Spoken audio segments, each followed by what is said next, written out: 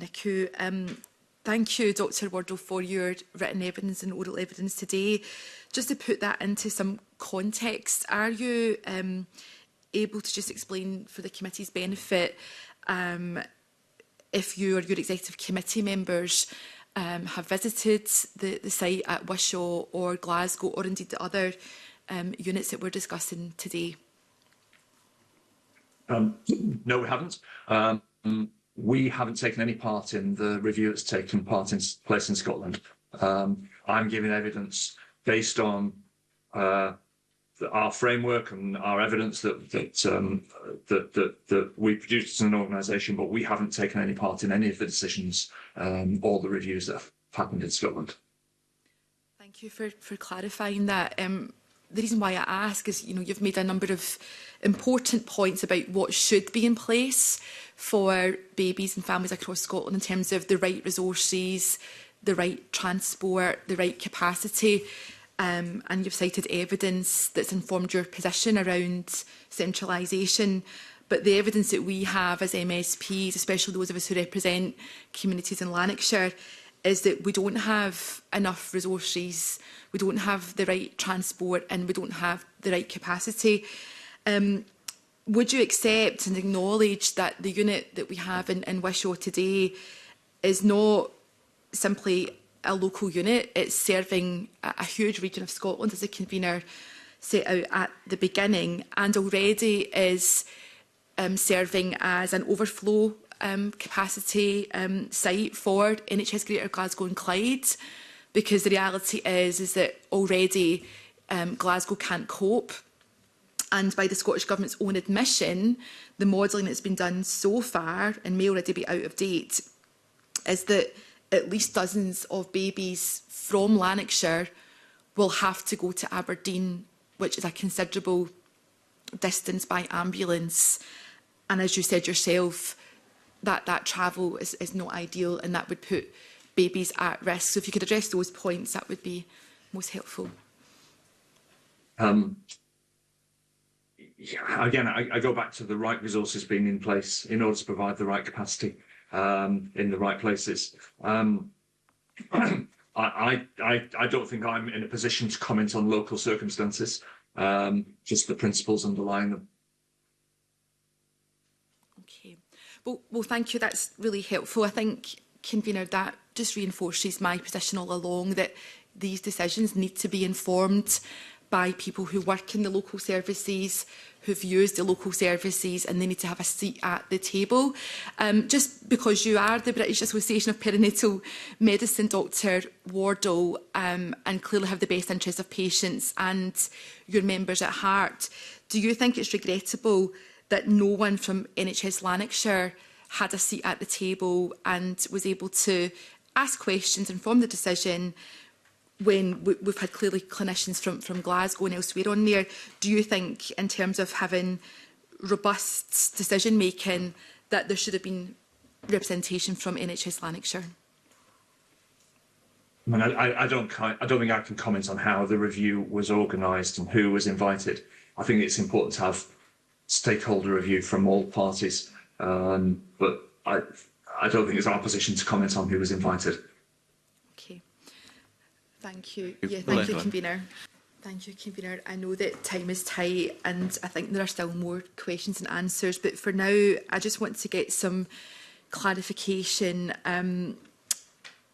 Mr Crombie, you said that when your group was making these decisions, there was a recognition that the strategy would have impacts, but these were outweighed by the clinical benefits. And Dr Murray, I heard you say that now the work will begin on undertaking the quality impact assessment.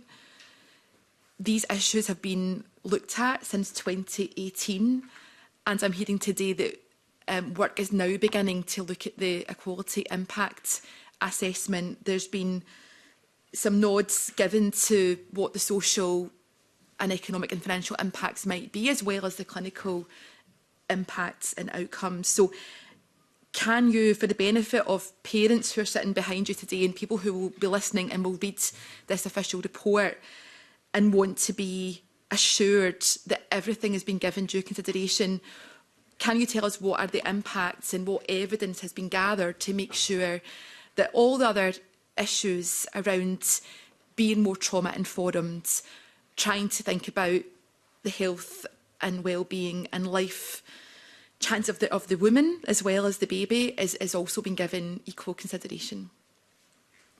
Yeah, so I'm not sure when you said there's more questions than answers, so I'm happy to clarify anything I might not have answered to your satisfaction. The prime responsibility of this subgroup was to offer a view on optimal provision of specialist care for the sickest, the lowest weight babies in Scotland. Using evidence, clinical evidence and clinical expertise from the membership of the subgroup, we formed a view that the research and the clinical expertise were pointing us to higher volume units, so a smaller number, specialist units providing higher volume care, because in that there was evidence that says the care within these specialist centralised units will be optimised. That, we knew, meant a reduction of access to that specialist care from 8 units to 3.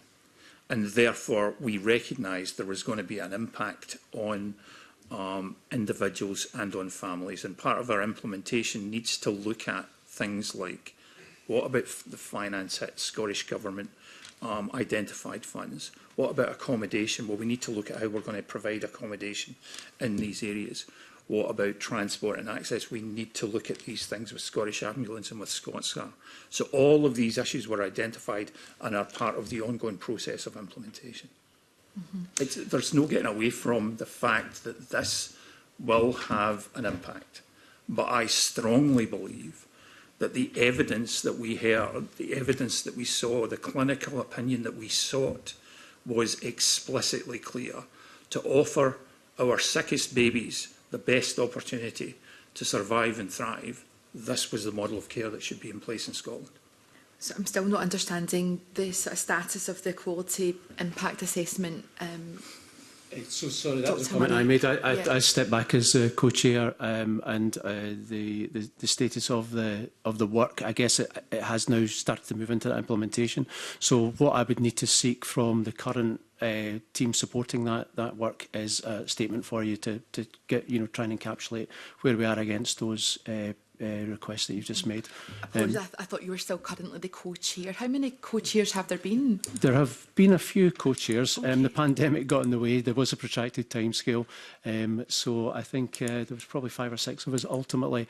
All of us, to give you some assurance, were, I think we would regard ourselves as being at very senior level, and we were asked specifically by the chair of the Best Start Programme Board, who had detailed conversations with us about what the roles would entail. Your clinical expertise is valued and appreciated, but we've had 5 or 6 co-chairs, people with national experience, people from outside of Scotland, but no one from Lanarkshire. Well, I think I pointed out that Heather Knox, the Chief Exec from NHS Lanarkshire, was involved in the early part of the programme, and Lynn Clyde, who was Head of Midwifery in NHS Lanarkshire, was involved in the programme. But they've not made decisions. And I think, as the Keeper said, they tried to do the right thing by not trying to prejudice decisions because they felt they had an interest as one of the units. But it looks like there's not been some consistency around other people's decisions. Sorry to interject, but I try to give you some assurance that the options appraisal process is objective. It's either are these services there or are they not. The difficulty, as you can appreciate, when there's representation from all parts of the country, is that there is lobbying occurs then that's not based on that evidence. And so we were trying to create a high quality, and it was our colleagues in NSS that supported us through this whole process. So this is approved national methodology for all sorts of service redesign, and to try and make that as objective as possible. And I think that's what we would want to stand by. It's a conclusion of thank you. Yeah, just then on the Wishaw NICU, because we're hearing a lot today about the importance of high volume in order to maintain that level of specialty. everyone that I speak to is under the impression that the unit at Wishaw is high volume. It's already struggling to cope with the demand.